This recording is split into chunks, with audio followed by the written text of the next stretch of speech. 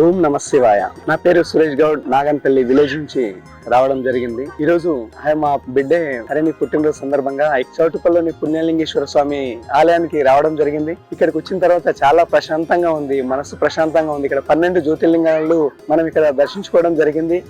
లోపలికి ఎంట్రీ కాగానే మంచి పీస్ఫుల్ ప్రదేశం. మనం 12 జ్యోతిర్లింగాలు మనం ఇక్కడ మనం దర్శించుకోలేని పరిస్థితులు ఉంటాము. కానీ ఇక్కడికి వచ్చిన తర్వాత మనం దేవుడి లీల, శివునాజ్ఞ లేనిది చీమైనా కుట్టదన్నట్టు 12 జ్యోతిర్లింగాలు మనం దర్శించుకోవడం ఏ జన్మలు చేసిన పుణ్యమో అని నేను భావిస్తున్నాను. ఇక్కడికి వచ్చిన తర్వాత చాలా ప్రశాంతంగా ఉంది. ఇక్కడ అలాగే దర్శనం చేసుకున్న తర్వాత బయట గోమాతలు దర్శనం చేసుకోవచ్చు. గోమాత దర్శనం చేసుకున్న తర్వాత 12 జ్యోతిర్లింగాలకు అభిషేకం, గంగాభిషేకం చేయడం జరుగుతుంది. చాలా ఆనందంగా ఉంది, చాలా సంతోషంగా ఉంది. ఈ రోజు హ్యాపీగా ఫీల్ అవుతున్నామండి. ఓం నమస్తే. 12 జ్యోతిర్లింగాలను ఒకే చోట దర్శించుకునేలా మహాద్భుతంగా కట్టిన శ్రీ పుణ్యలింగేశ్వర స్వామి క్షేత్రాన్ని దర్శించి శివానుగ్రహం పొందండి.